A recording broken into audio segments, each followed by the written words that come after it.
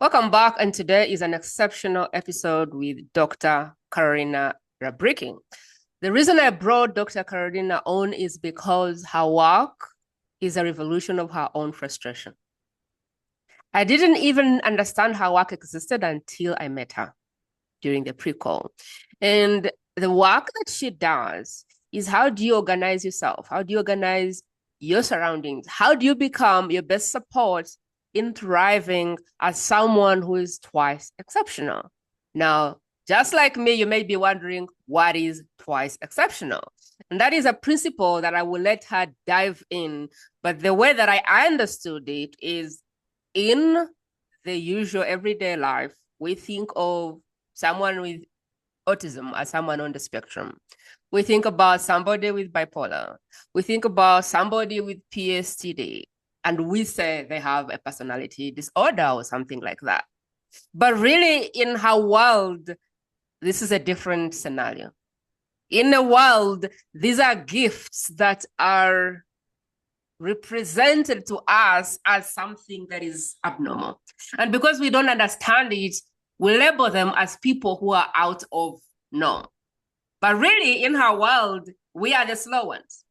We are the ones who don't catch up, and we need to understand how that world operates. It's fair enough to say that somebody has one disorder, but when there are two, now what? We're going to listen to her story, and her story is one of creating our own systems out of frustration and deciding, okay, I'm going to organize my life. I'm going to help myself here, because in the whole world, no one seems to understand my problem. And without going really further into this, because I don't understand the mechanics of it, we're going to interview Dr. Karolina in her own work. And so you can understand personality disorders beyond the word and the label. And if you have a dear one, or you are the person listening, I hope that at the end of this, you will get this episode and share it with someone who is living in a chaotic world, who is stressed, who is overwhelmed, who feels labeled, and who feels like they do not fit because nobody understands them. That's my request for you today. Let's dive in. Dr. Karolina, welcome to the show. I am so honored to be having you as a guest. Hi, Prima. Thank you for having me. So just to straighten up, twice exceptional is when you are gifted with intelligence, and then you have something else. So when you have something up, but then some other things don't feel to the norm, whatever we call the norm, as correct. So think about those people that are really, really smart and they cannot get out of their own way. Or really, really smart, but constantly stressed out. Or pretty smart, they don't have to be exceptionally smart, but pretty smart, and still can't keep a job, or they can't, stay within a project, or they miscommunicate with people. So that's what twice exceptional is. It's you are exceptionally smart. You want to be technical, it's an IQ above 120, 125. And then you have something else. And yes, the personality disorders very often come as a misdiagnosis in those people, because they present differently than a statistical person. So it's not so much of a personality disorder, which is totally something different, but it's a neuro condition. And the other part of that is also a group of people who, and that's kind of my part of my journey, is that maybe you are smart, or you still are smart, but then something happens and you may have traumatic brain injury. And how do you manage that? So you are still very capable of functioning, but it's different functioning than there was before. And that's when the frustration comes in. The frustration comes in two pieces. I never fit in, or people tell me I'm not reaching my full potential, or I used to be this, but now I'm not because of XYZ.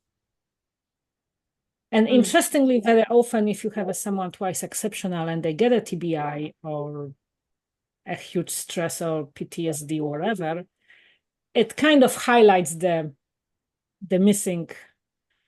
I hate saying the dysfunction because it's really not dysfunction, it's just a different organization of the brain. So it highlights the weaker points. Like any stress shows up where the weaker points can be, and then becomes even more frustrated because the gap between potential and realization becomes bigger and bigger. So that is my whole premise of being a stress layer, but also the untangle of the tangle of multiple layers of what's going on. Can you go a bit deep into what we don't understand about the twice exceptional? Because when I met you, that was the first time I heard about it. All I knew is there were conditions. There was bipolar, there was autism, there was ADHD, and I knew that there were all these things that people had labeled themselves or labeled others.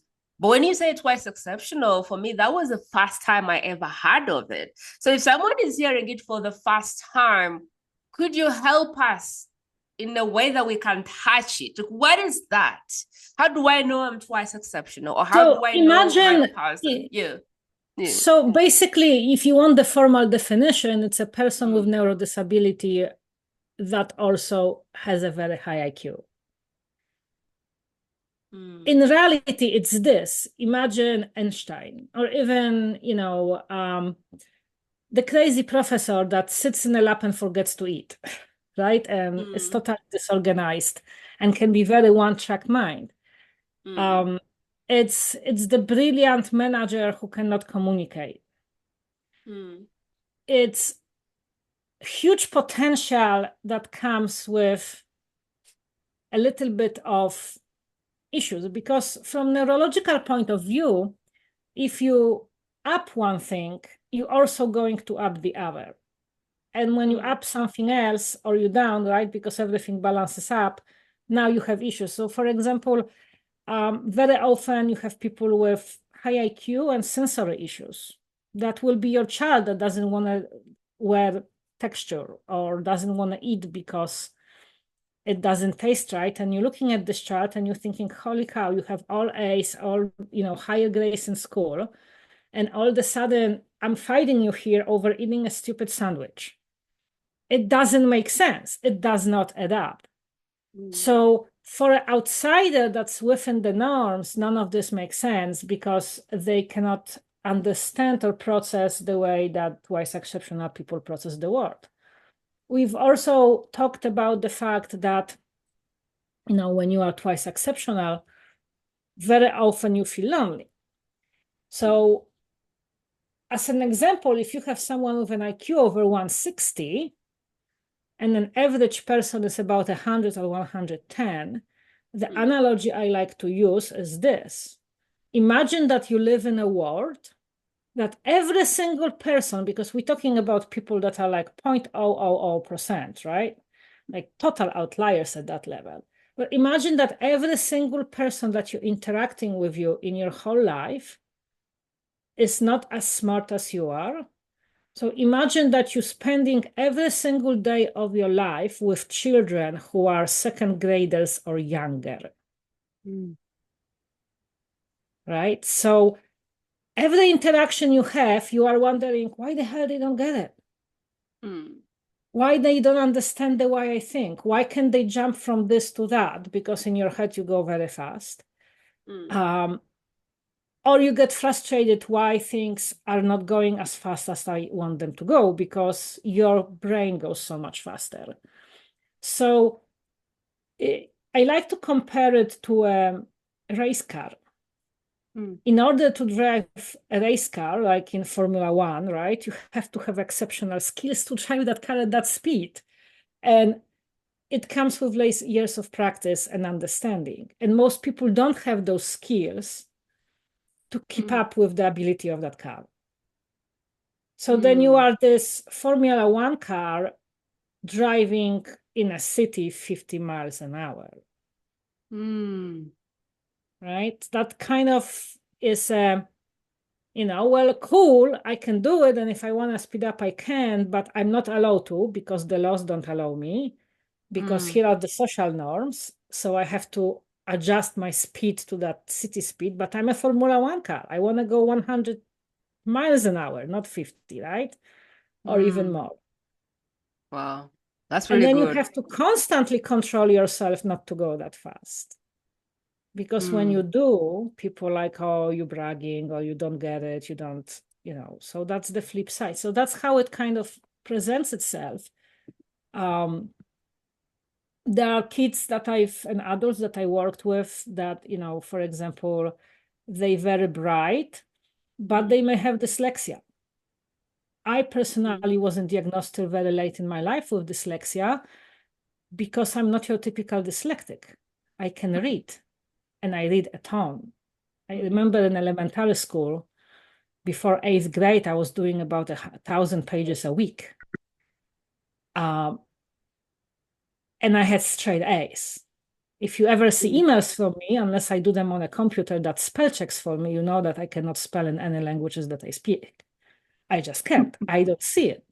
My brain just skips over it, and for my brain, it's done and over, and it's done. So when I say about building, my system has the 5 pillars to it.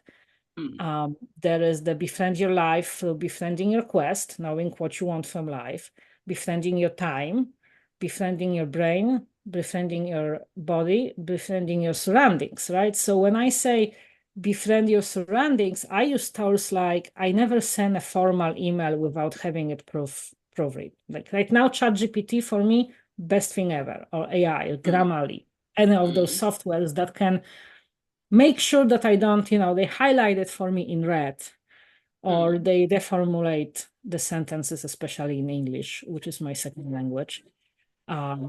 But it works, right? So I can still function at the level I want to function without having to stress over and having that little thing that I cannot spell. Before we even jump into the system, I was wondering if you wanted to jump a little bit deeper into your story and how you really got to develop this system. Because from what I know, you created this system just to help yourself, first and foremost, because you couldn't get any solutions in the world. So after I moved to United States, which was after my PhD, and I had I was working, actually, my PhD was on autism, and I was basically in a car wreck. So I had a traumatic brain injury. And that's a very interesting experience because I went from a person that was very type A and extremely,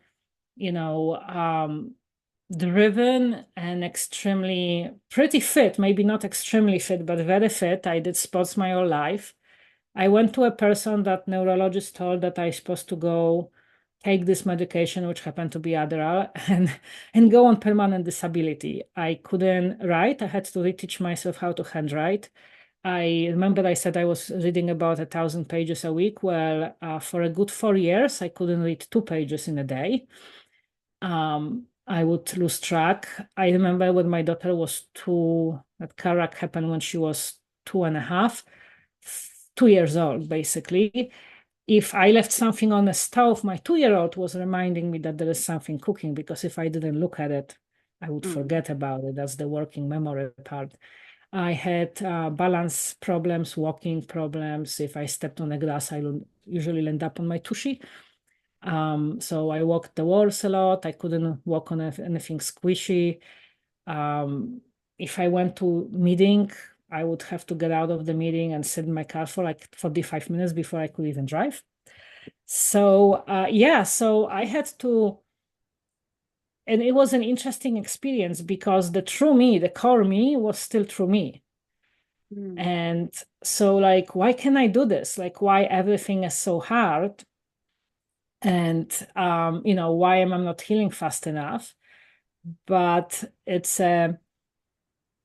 so I had to create a system that supported me. And to give you an example, my organizational skills, I'm clean, but I'm messy.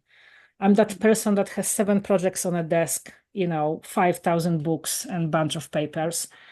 My house is clean, but it's not most organized house. And I used to get away with that. I used to get away with, that's my kind of a weak executive skill.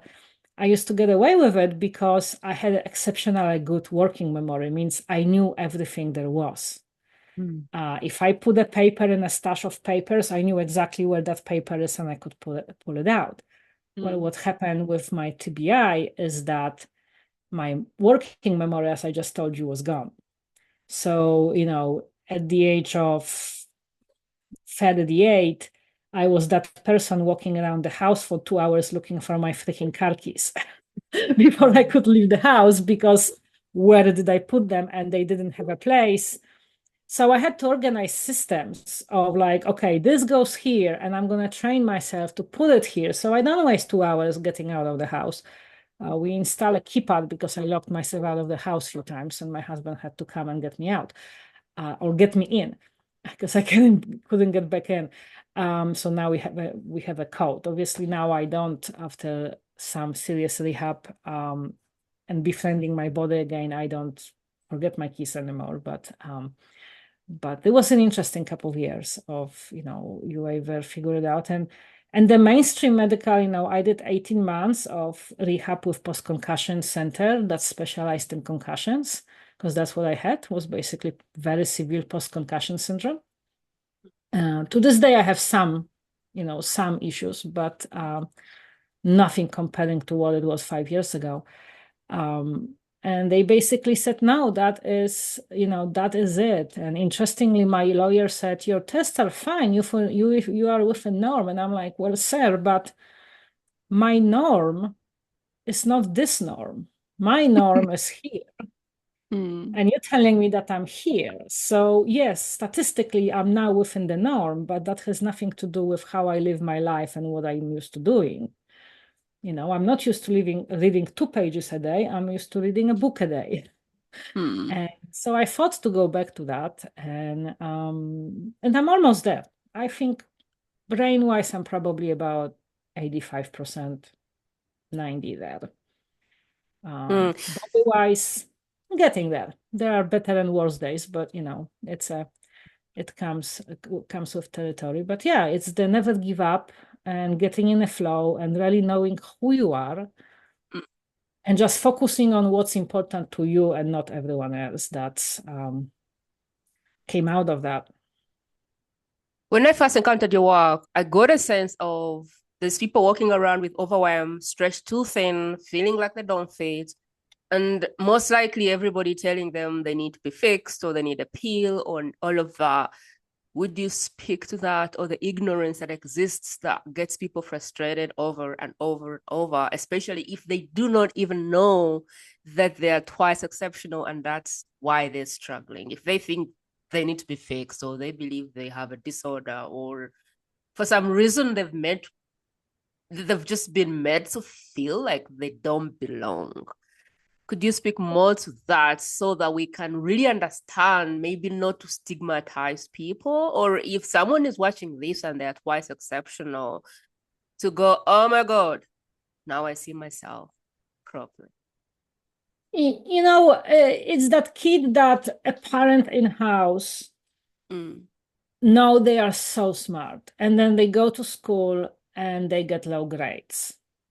Interestingly, because they understimulated, the challenge is not high enough. But then they usually also get labeled as behavioral, because if you have a 10-year-old boy who is bored out of his mind, guess what? They're going to find ways to entertain themselves, either by throwing papers at the student next to them or, doing whatever, right? We have this funny saying in horse world that children, dogs, and horses, either you keep them busy or they keep you busy. And it's kind of the same way. It's the person that, you feel like you're never reaching your potential. You are like, I know I can do this, but why is this not happening to me? And very often you may be that person that even when you mention that something is off, others say like, oh no, that's just normal life because you are so smart and you can do this. You're not showing, you don't have issues with grades, or you are bracing, or it's so easy for you, right? It's when you start a project, but you can finish it, or have 100 projects that you want to do and you don't know which one to choose. Right?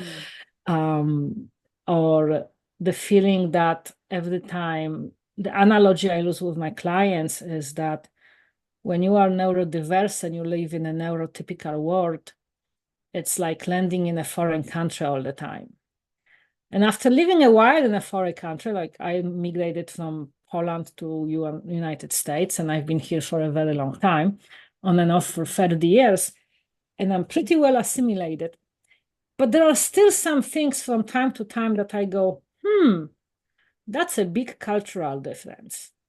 So it's the same for you, but you are in your country, but you're constantly feeling like, wait, this is weird. Why do people do that? And everyone does it, but not you. Why do I have to do this? Very often the twice exceptional are the ones that question the system, because for you can see a better way, but the system is set up the way it is, and you are like, why the hell is it going this way? Why is this? Why can we do this better? And why no one is seeing it but me? Or maybe my few friends or whoever. It's when you constantly feel bored, or have very narrow interests, but you can switch between those narrow interests, right? Like very hyper focused on one thing for a while, and then you switch to another thing and you hyper focus on that thing. And it's an interesting journey in that extent, that it's not your typical, you're not satisfied with going to work and just doing same or same or same or same or day in and day out.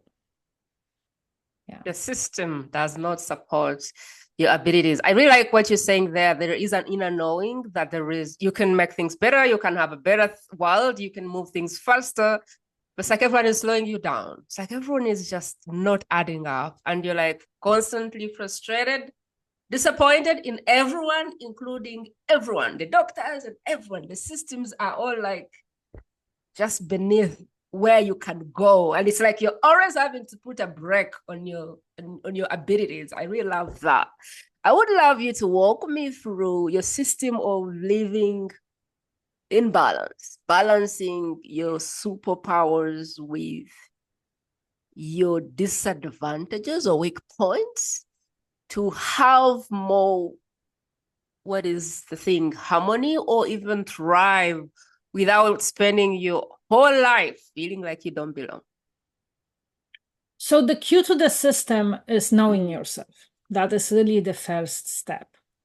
So for example, I just told you that in my case, I always was a messy kid. Like I remember my brother, if I wanted to really poke at my brother and make him angry, I would go to his room and change the order of books in his bookshelf, and he would remember if they were in order or not, right?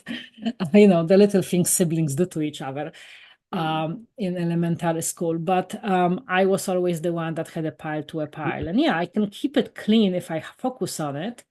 But it's interesting when it shows when I'm loaded on the other side. Like if I have a lot of projects and, I have 2 small kids and a husband. So the more I load my daily life, that's the first thing to go. So the clutter spreads. So I know that I need organizational person. So I have a cleaning lady who controls. And in my household, it's interesting because 4 of us are neurodiverse and neurospicy. So it's not just me. It's me plus 2 kids plus a hubby that we have the same kind of a weakness. So we have someone that comes in and helps us hold the tie. So we know each other. We know And, you know, I've been asked, like, doesn't this, even by my parents, doesn't this annoy you? I'm like, it annoys me, but it takes so much energy to do that task that is not worth it to me, if that makes sense. So that's the other thing, acknowledging that I don't have to be a perfect at everything. I'm damn good at some things. For example, like explaining very complicated neuroscience in simple terms, but I'm not good at other things. And if you look across your household, or if you look at how you live, I'm not very good at spatial organization. My husband is an engineer. He's the one organizing Tupperware. If I have to organize our cabin with Tupperware, within 10 minutes, I want to chuck it out of the window. And my level of frustration is up here because I was never very good at arts or spatial organization. He thinks in pictures, so does my daughter. But if you ask him to organize travel time or vacation or a calendar, he wants to chuck it out of the window.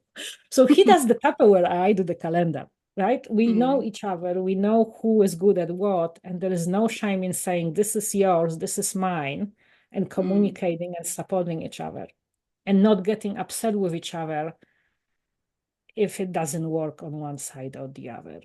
So know yourself is the first step to balance. And then we really get engaged into my system of befriending your life, which is know your quest. What is your why? What is your journey? What do you want to accomplish in life? If I wanted to accomplish a perfect spotless house, I would probably do it. But honestly, it's not that important to me. I have other goals in life that I focus on, and I'm okay with not everything has to be perfect. And I'm okay with maybe other people don't accept how I live, right? Maybe they don't accept that I live very clean, you know, with taking care of my body. I eat very clean. I have those systems. And some people is like, oh, this is extreme. Well, for you, it's extreme. For me, that's what's important to me. And that's how I live. So I'm not going to debate it. I'm not going to fight with them because I know that's important to core me.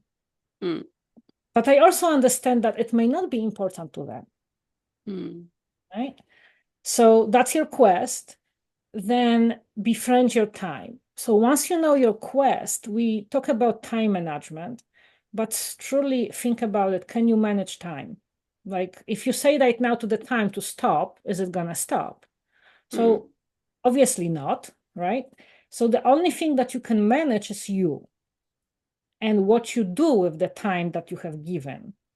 So if you know what's most important to you, you should focus your time on what's most important to you.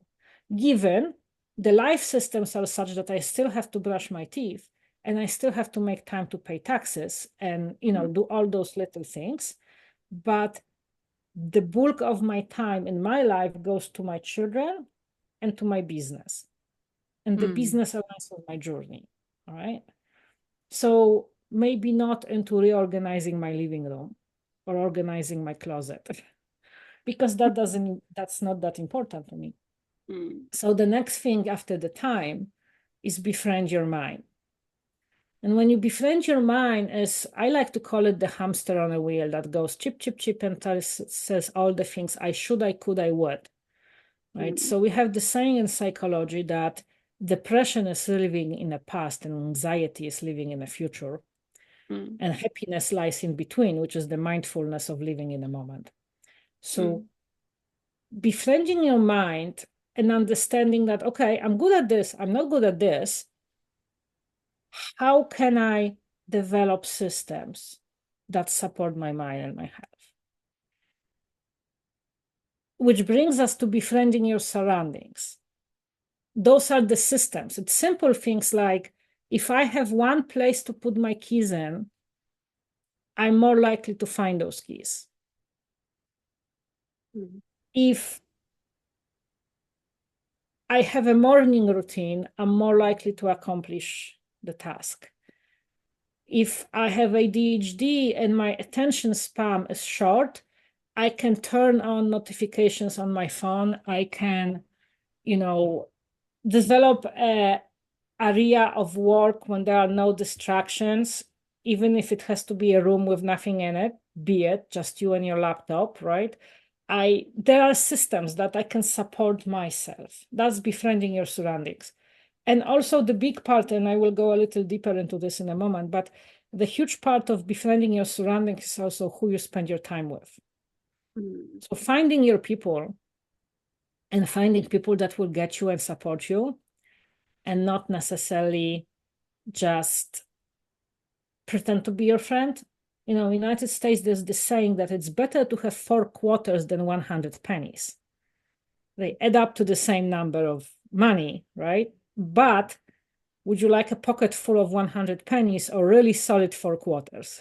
What's easier to carry? And that relates to, it's better to have 4 good friends than 100 acquaintances that don't really care. So it's manipulating both of those to support you, or developing, I don't like the word manipulating, but developing your physical and biological and also social surrounding to support you. And why we add that leads us to befriending your body. If you are not taking good care of your body is going to slow you down. So you can be the Formula One car, but if you're putting crappy gasoline into that engine and not the best oil, or you don't change the oil, it's not going to go fast. Sooner or later, you're going to stop. If you don't change the tires, if you don't take a good care of that body, it's going to slow you down and it gets frustrated. And then, yeah, so those are the 5. We have the quest, we have the time, we have the mind, we have the body, and we have the surroundings. And I think with the twice exceptional, the surroundings and the systems are the most, that is one of the most important things that you can do. I would love to know more. I would like to, let me recap for you, and then I want you to see the gaps and help me, because I have some gaps in some of them, and I think I have a good understanding of some, which according to what you've explained.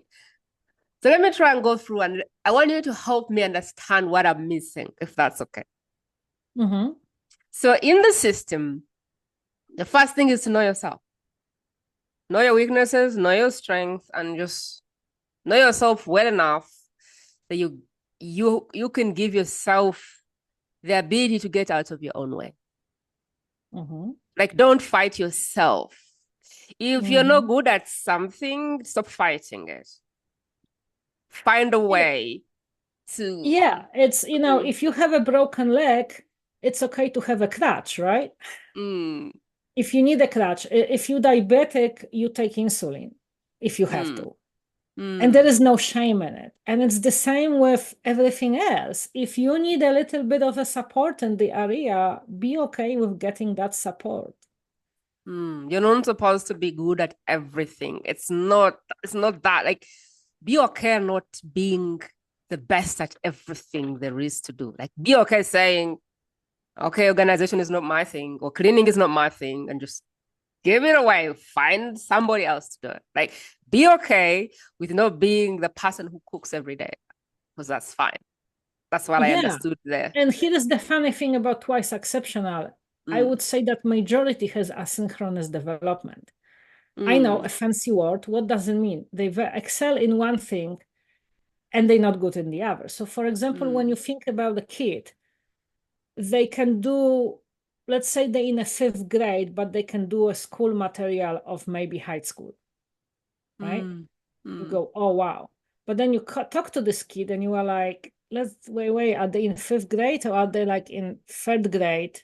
Because the emotional development is so much lower. And that's the asynchrony, that they have a potential in one thing here, but then maybe average or below average in something else. And it's the same with adults. We have potential very high in one thing and not so much in the other. And that's when a burnout happens. And I will argue, coming from the field of, I despise the word disabilities, but I would say different abilities. If you develop systems that support everyone, the people think about this way. If you build a ramp, the person with a wheelchair can get on it and a regular person can get on it. Right? And it's much more easier to clean than stairs, by the way. If you think about snow, I live in New England, so we get snow. So if you build support systems that support the person that's different, in reality, you're making everyone's life easier. Because the difference is that you can see the weakness much better than in a general population. But even in general population, those weaknesses exist. I'm not the only cluttery person on the earth. I know that. You know, I don't know, like there are people who I can really focus on a project, but I know people who are brilliant, but if they don't have no distraction, here is the squirrel and there is a squirrel and it runs everywhere, right? So nothing gets done. They start 500 projects, but nothing gets done. Or sometimes I do that. I will do research and I will never publish it. And my friends are scratching their freaking head. They're like, you've done all this work. And I'm talking scientific research. I've never published my PhD. I got frustrated with the process. And I said, for my brain, it goes like this. Well, I already know the results. Why to jump through all the hoops that you have to jump through to publish? So my brain goes, we're not going to do that. So the project I'm doing right now, which is a double-blind study, I'm not going to say on what and how, I had to attach it to something that's very close to my heart, which is helping veterans and people with PTSD and TBI. So I've attached the reason for this to something way higher than just the research. And to achieve that research, I will have to publish it. So I will force myself to do it. Make sense? So that's knowing yourself and playing those games with yourself, but playing those games with environment as well. But you could also get someone else to take on after you've written. So actually you cannot, because when you're publishing scientific research, it's a little different. Yes, there is a team, you know, you can do it as a team and so on and so forth, but you still have to jump through the hoops as a team, and you still have to, you know, make sure that everything is done correctly. So yes and no, but yes, agree. You know, you can have, that's the system, you can hire someone. So for example, if you're writing a book, I just wrote a book, it's in the final editorial phase of it.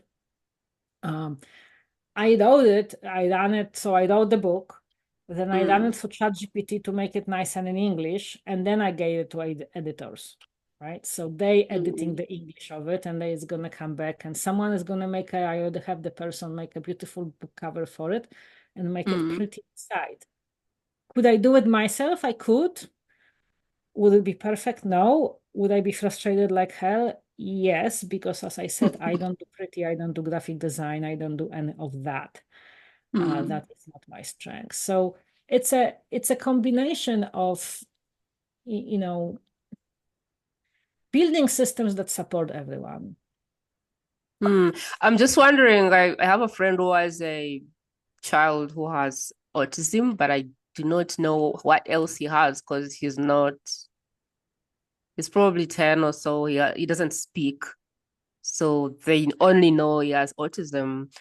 But the mom says he's a smart cooking. Like he does things that at his grade, no one can do. But again, the obvious things that he's supposed to do, he doesn't do them.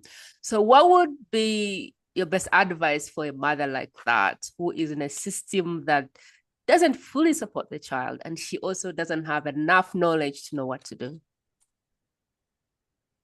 Well, that unfortunately, I have to say, it's very dependent where you live.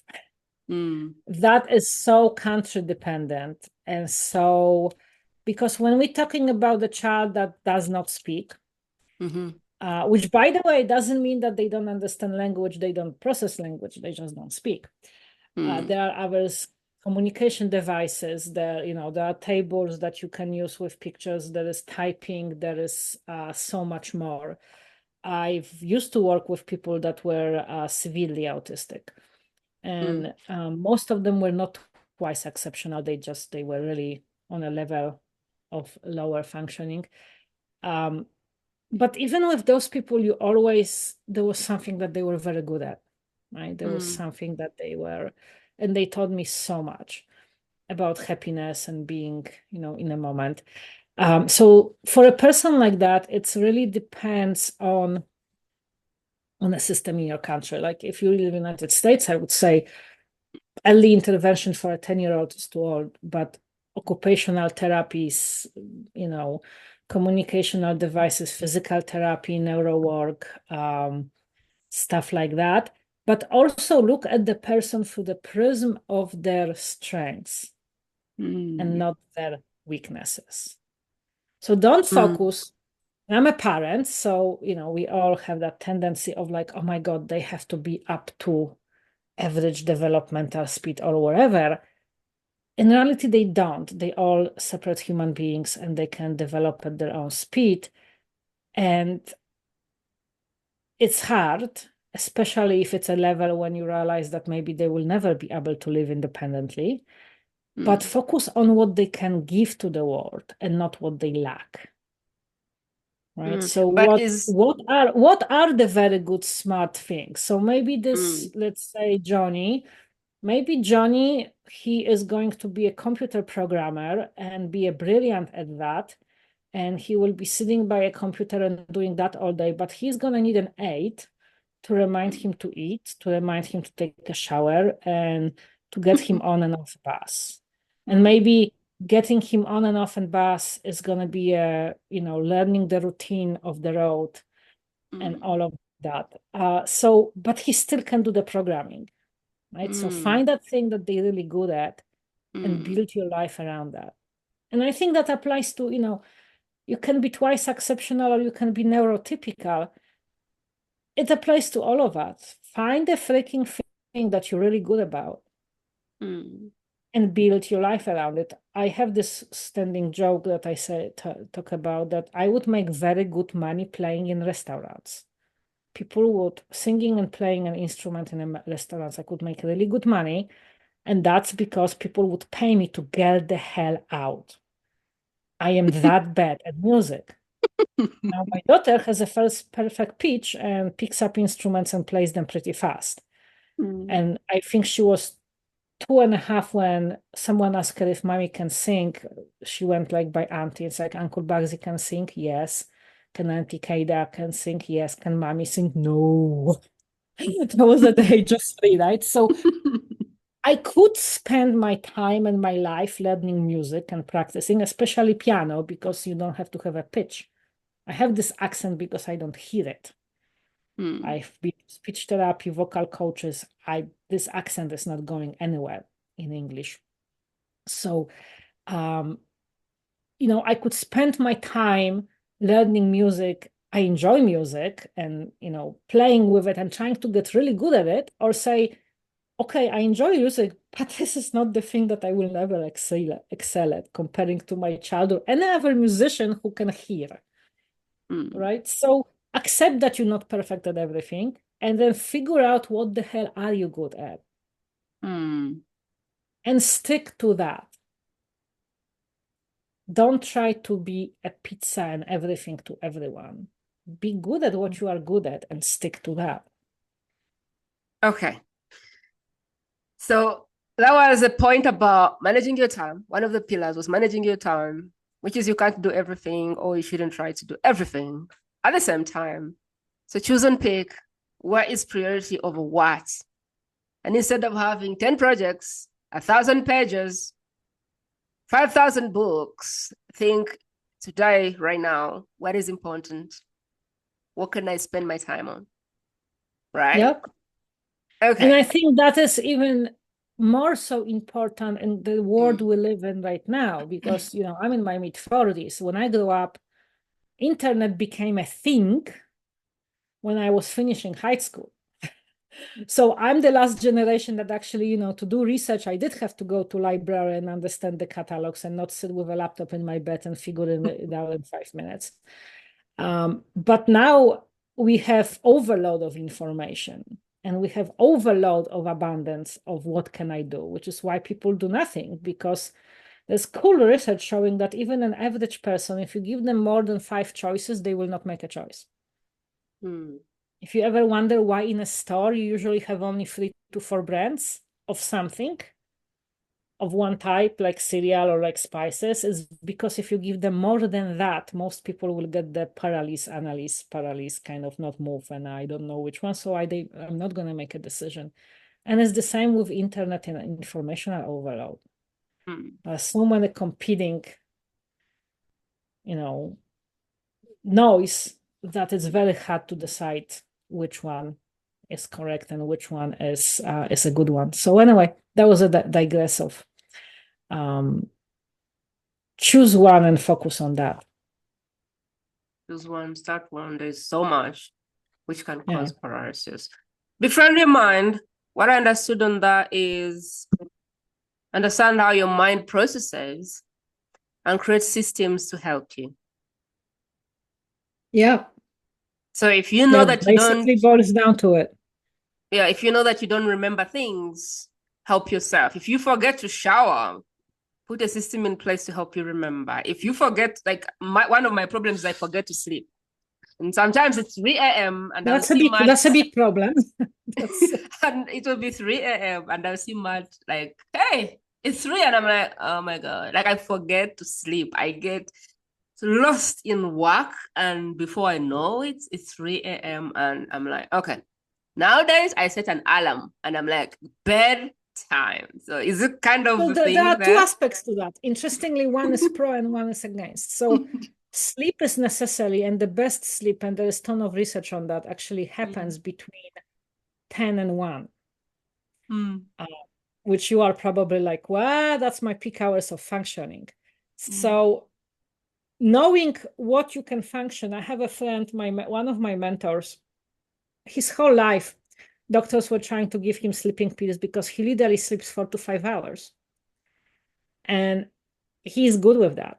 And that's okay. He's healthy. He's in his 60s and, he's healthy. He's done that all his life.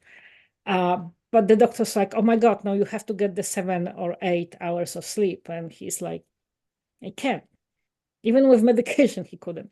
So know yourself. And the other thing is, in your case, if you know that you get drawn into a project and you're in a flow, develop your life in such a way that, okay, if I'm in a flow and I'm doing a project and I'm working on this, why stop?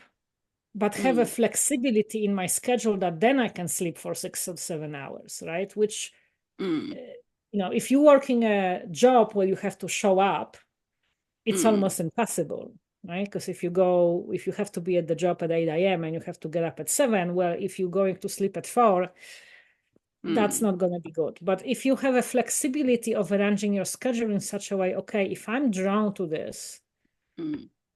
So I have a client who, she's a night owl.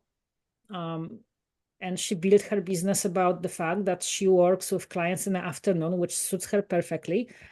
But she does not make morning meetings. Right? So she just knows that she's not going to get up at 5 a.m. She stays up till 12 or 1, but she gets up at 7 or 8. And that's fine because she works. I just had this conversation with my daughter. 7-day week and 24 hours is it's a construct. It is. Who says when the Monday starts and when Sundays? Why do we work Monday to Friday? Or for in Jewish communities, Friday is the Sunday, right? See what I'm saying? Even in different cultures, different days are off. So, but in Western culture, you work Monday through Friday, the Judeo-Christian culture predominantly, and you have Saturday, Sunday off. Well, why isn't it Tuesday and Wednesday? Or why isn't, you know what I mean? Like it's a construct. But we grew up in that construct, so we don't think outside of the box. Oh, wait, I can change that construct.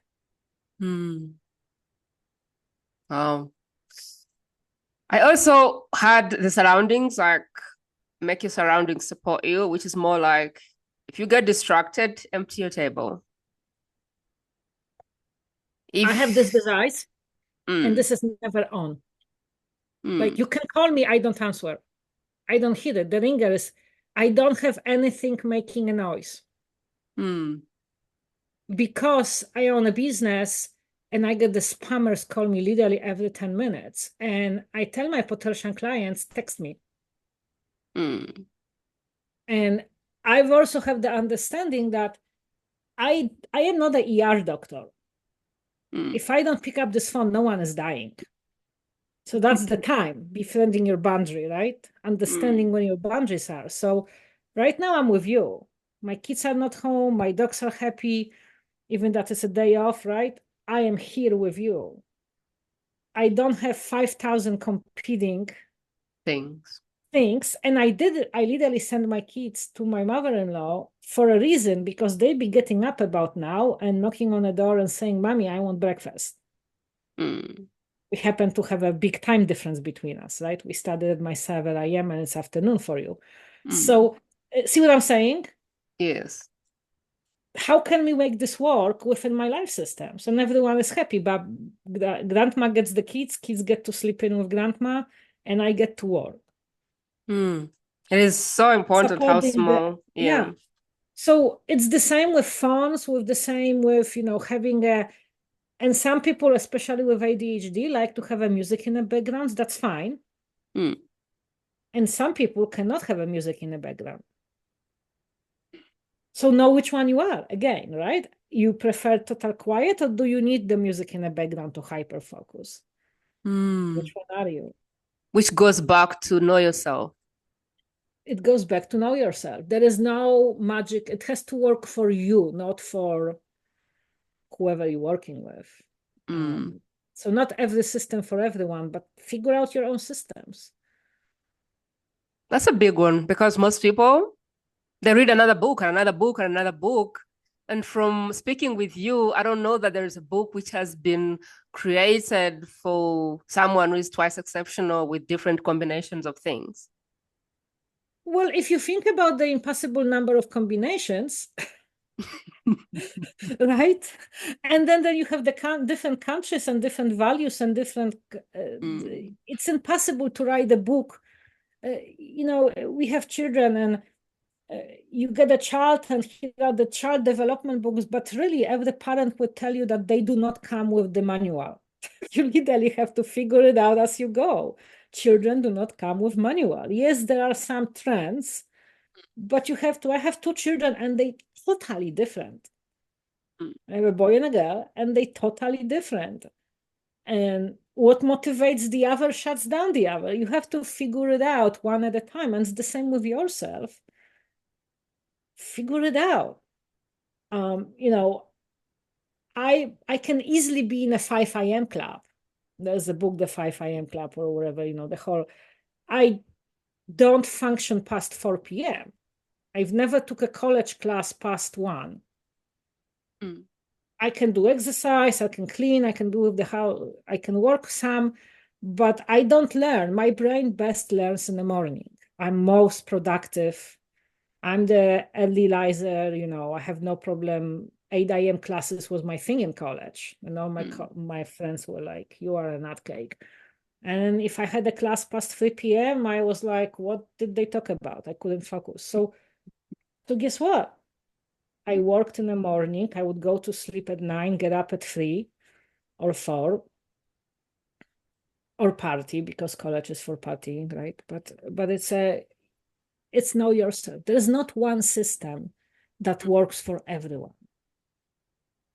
Would you like to say what supports you? Would you like to say more about mapping out your quest? Like if someone was thinking, I don't even know why I'm here. I don't even know where am I going? Like most people don't even know where they're going in life. Would you like to talk more about your quest? Because I feel like with a lot my of system, I like to compare it to the tree. And I've developed this graphic a while back. And if you ever find me on social media, you can probably, it's posted in a bunch of places, but think about yourself as a tree. So the tree has roots, right? And the roots are your culture, your history, your life experiences. who you surrounded yourself with, your environment, all of that are your roots. Then you have the big trunk, right, of the tree. And that is your why and your principles. And interestingly, those develop pretty early. And if you want to start searching for it, there is by Simon Sinek, Find Your Why. It's a good starting point. A lot of it, like principles, is your moral development. So a lot of this happens in like elementary and junior high. And if you look back through your life, you're going to start seeing patterns. I know, like my why is always helping underdog. And it shows in my business. It used to show when I was a child, I would always save the animals, wounded birds and all of that. And then when, in high school, I would stood up to the bullies and help my friends. And so it's always, for me, my personal why is I always help the underdog. My clinical work, I work as a coach right now, but my clinical work was all with special needs and with autism, Down syndrome, cerebral palsy, with all of that. So if you look for my life, it's the theme is there. It presents itself differently, but the theme is there. And I almost guarantee you that if you look back through your life, you're gonna see that theme as well. Can always jump on a call and figure it out with me or someone else. So that's your why. The principles is like your values that never change. And the best way to know the difference between a principle and a value is that if you ask yourself a question, can I live with the opposite? And the answer is no, then it's not a principle, then it's a principle, right? So values change, principles stay solid. The easy example for that is 10 Commandments. Those are kind of a universal principles of social living, religion aside. But if you think about it, it makes up for a good human being, right? So most of us can agree that stealing is not good. And I wouldn't feel good with stealing, or that murdering someone for no reason other than self-defense is not good, and you would feel bad about it. So if you ask yourself, what's the opposite? Can I live with it? It's not. Like, I can't. That's a principle. And then values change, and they usually change every decade. Like when I was in college, I value friends and partnering. And now that I have children and a business, I value relaxing with my family and doing fun stuff together, like cooking. So my values changed, right? They changed, and they go usually by decades. And then you have your goals, which derive from those values. And your goals, that's when you can start playing with things like SMART goals. What do I want to achieve? And then from those goals, you deliver tasks.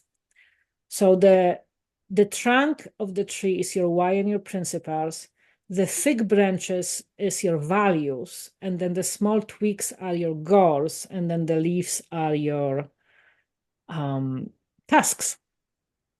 And tasks and goals come and go. Small branches come and go. It's the trunk that creates who you really are. And if you focus on the trunk, the rest comes. A lot of people, when they set their goals, they set it from the goals, and then they fail because they're not attached to anything.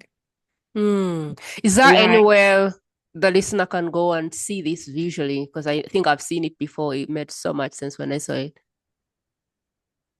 I mean, I can show it to you if I can find it really fast, but let me find it to you for you.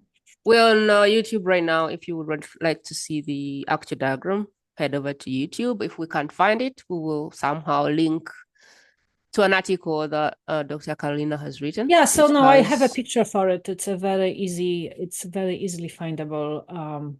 It's on a lot of my reels. It's on my YouTube. Yeah, so I can definitively plug you into that. Yes. If you add it to it. Yeah. If you're on an audio platform, simply scroll through the show notes. I'll be sure to put a link that takes you to the tree. As she was explaining, I was looking at it. So if you look at it and you reflect back to what you were talking about, my bet is that this will stick. And I think that was really, really good. That was really, really good. What did we miss in getting organized, getting balanced, creating systems around who you are so you can thrive as a twice exceptional person who is highly gifted, but also can be highly chaotic? And if you're not careful, this can be a disadvantage for you. What is it that we missed that if we didn't touch it, this conversation would be incomplete? I really think that body gets the part about taking care of your body, and especially food, especially in the West, supporting yourself. If you put junk in your body, it's going to be a junky output and it's going to slow you down. So especially in neurodiverse communities, the sensitivity to things like processed food and dyes.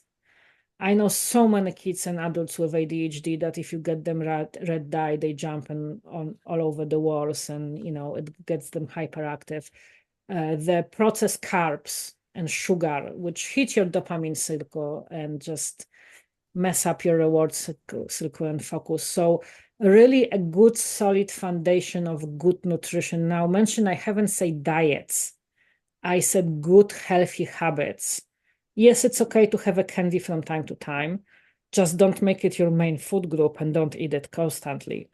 So support yourself with healthy protein, with no processed food. I personally cook from scratch majority of the food just because my body does not tolerate chemicals and it is very miserable. I told you before the call that I'm slightly in pain today. That's because I was stupid last week. I ate gluten. So I've been in a lot of pain for last week. And it was good, but now I remember why I don't do it, because it takes so long to rebalance the body. So I think that's the part that's really underlined, the neurology is connected. Actually, our gut and our microbiome in our gut has so much influence on our brain. It's so connected that is the person, that's the part that's very often looked in psychology and in coaching about really know what supports your body. Again, figure out what works for you. There are some people that can be vegetarian. There are some people that can only eat meat and they function perfectly on it. There is research supporting both. So don't go with the fats. Again, figure out, observe your body and figure out where are you best. Those changes are hard to observe though, because very often you have to do it for a while. Gluten, for example, it takes about 3 to 6 months to get out of your system. So people get off gluten, they don't eat it for 2 weeks, and they are like, oh, wait, I don't feel any changes. Well, because it's a big protein and it sticks, it glues to each other, to the cells, and it takes 3 to 6 months to get out of your body. So you have to be gluten-free for 6 months to really see benefits of it. Yeah. Wow. What I've picked in all of this is if you're what I would call normal, which I guess is not really the right word here, if you're like not on any, what is the word? If you are the typical person, it's possible that you may not know yourself much and you will be supported because there's a lot of work that has been created, a lot of systems that have been created. You could grab a book and it might work because most people are writing for the typical brain. But if you are neurotypical, now your chances start reducing. Now you really need to find a system created for you, and even that may not work for you. Now, when you're twice exceptional, you're running out of luck with generalization, with fitting yourself in the next book, the next system. You've got to do the work because chances are you're just an outlier. There's not many people like you. So the best thing which Karolina has taught me personally is that if you're twice exceptional, is take the time and understand that you may have to create the systems yourself because they don't exist. Yeah. So you can find, if you find a good coach and actually someone who understands it, you know, I've talked to someone close to you and the conversation was like, I know all the things that they tell me. This is stupid in relation to a coach, or that doesn't work, right? So you have to find a coach who understands twice exceptional, and that they understand how much of an outlier it is and where the bones are buried, I like to say, you know, and where the frustrations are. But at the end of the day, you are the one responsible for your life. I'm very heavy behaviorally trained, so I like to track. You know, to step away. And there are different ways to measure things. I will give you an example how you can measure health. So most people go by, am I healthy? How by the weight, right, and the BMI. In reality, what you want to go is by fat percentage, right, and that will really tell you where you are. So you have to decide for you which measurement is the most important. If I went, how successful am I by the cleanness of my house? I would be like, oh my God, this is awful, right? But if I go by how successful am I by number of people I'm helping, or by my relationship with my children, you know, so you have to define success for yourself. And the other thing that I find a lot of my clients who are twice exceptional have a huge difficulty with is that they used to accomplish, and this is the very tricky thing about people who are gifted, everything comes easy for them, the things that they are really good.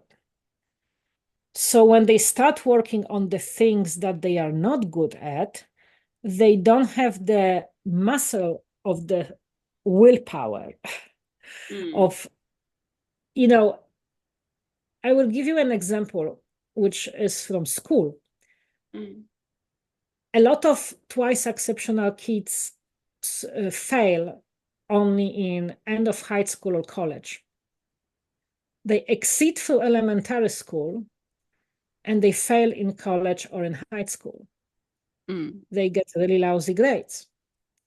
And that's because they didn't have to study in elementary school and they didn't have to study in high school. So think about a typical child. They've had 10 years to learn how to study. So by the time they get to the college, that muscle of like, okay, if I don't understand, I will read this chapter 3 times, or I will ask a tutor or whatever is there. And now you have someone who has to pick up those skills like this. And they never had. So a lot of kids and youth that are twice exceptional brace through school and start failing in college or in end of high school, where it's because now they have to study. And that's true to any skill. So I'm very good at some things, but other things come hard to me. And I am a huge proponent of putting youth or even adults in sports for many reasons. Even if you are gifted in sports, you still have to train. So you have to get on a beam, like let's say in gymnastics or even in horseback riding. I horseback ride a lot. You get on a horse and you fell off the horse and you learn to get back on a horse and you fell off the horse, right? And you can be very gifted rider, but still sooner or later you're going to run a horse that's going to back you off or you're going to fail off. The only way not to fall off the horse is not to get on it. Freak things happen, right? So it's the same with any sports skill. Like if you're in gymnastics, you look at the Olympic gymnastics and you think the beam is easy. My daughter is in gymnastics. She's never going to be in Olympics, but she's been in it since she's been, 2 years old. And, and she learned that you fell off the beam and you get on the beam. She broke a leg on a beam. She still goes back. So you learn that resilience and you learn the repetition. And that's with every skill. Like if you need to develop the skill and understand, you're not going to succeed. And this is where a lot of gifted people go, right? Why can I have it right now? Because everything else was coming very fast. So learn to sit with the discomfort. Very good. I know you've created an institute, you've created programs, you've helped people through your system. What I'd like for you to dive in and educate us on is, what are the different ways you support people? And if you would love to, what are some of the shifts you've seen in people who sat down and started to create systems for their type of situation over the 20 the something biggest years? shift I see in a lot of my clients is peace. And the peace with saying, oh, wait, I'm not the only one. And a better understanding of like, oh, wait, there are other people like me, I just haven't met them. Or also the part where you are, the peace with, I'm okay not to being 100% okay. Right? So the famous not yet, or I'm not a freak of nature. I can function on a higher level. I just have to make it. So that creativity of, oh, wait, I'm not at fault here. It's just I live in a world that's not designed for me. Yeah. And I can, change the world a little bit around me to make it work for me. It takes that anxiety down. It takes that stress down. And it brings balance in life. I mean, I work with both twice exceptional and neurotypical business owners. Although I find that a lot of business owners are twice exceptional, which is why they started the business.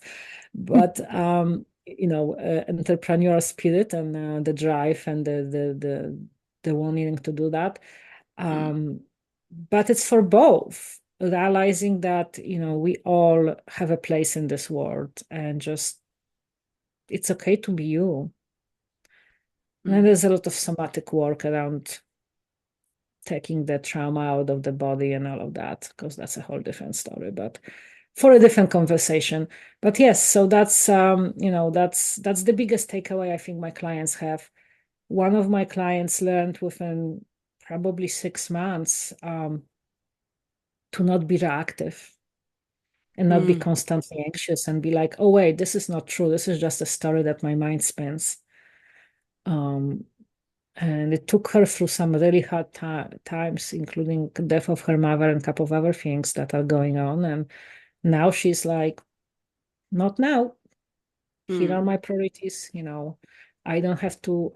I don't have to play this game that are other people trying to draw me into. And we have this saying in Polish language: "Not my circuit, no, not my monkey." Right. So it's peace. I mean, there's always stress in life.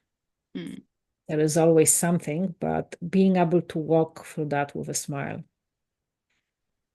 Tell me more about the Institute. Tell me more about your programs. Tell me more about mentorship. So I have a couple of layers at Help to Grow Institute. I have one-to-one work, which is for some people that really need it. And they may be the very outliers that really would not fit in a group. I am starting a mastermind. There is a befriending your life group on school. I just started that. And right now it's free. It's going to be paid very soon once it gets to 50 people in it. And so I coach people both in a group format and in one-to-one. I'm a speaker, so you can have me also as a speaker for your organization or for your keynote. And then the other thing is, I think there is a need for more people like me. So I also created my own coaching certification. And I train people how to do what I do within the realm of psychology and neurobiology and all of that. So there's a certification that you can work with me. It's more of a mentorship than a group program. It's very small. because I don't believe in certifications when you are, 200 people on a call and you can't really do a deep dive of explaining what the things are. So that's what I offer. And it's both for people who are twice exceptional and for neurotypical. What is step one? If I wanted to learn more, what should I do? Go to helptogrowinstitute.com or Google my name, Karolina LaBrecque, Przewłoka LaBrecque. I'm on Facebook, I'm on LinkedIn, and you can connect. I believe in only providing services to people that I think I can help. So I always offer a complimentary session to see if we are a good match and if I can help. Most of the time, if I can't, I just know someone that can. So I refer out. But if I don't think I can help, I send people where they need to get the help from. So helptogrowinstitute.com is the best place to start. Amazing.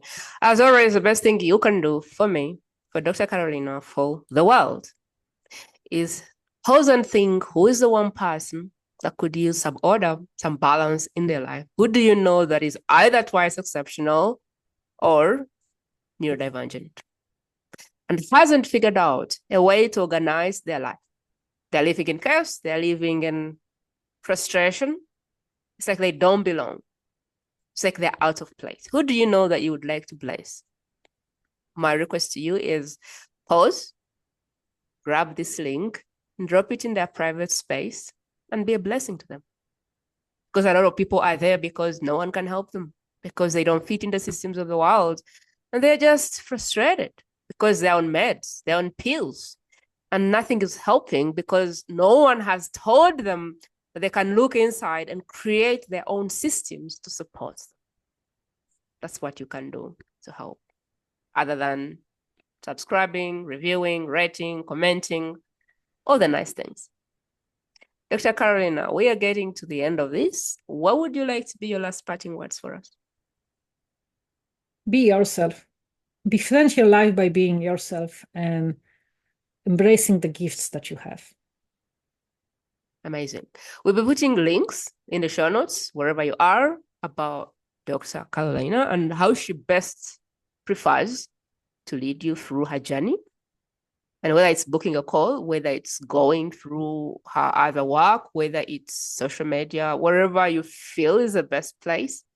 We hope you end up there. We hope this impacts you on a deeper level. We hope this message truly lifts the world.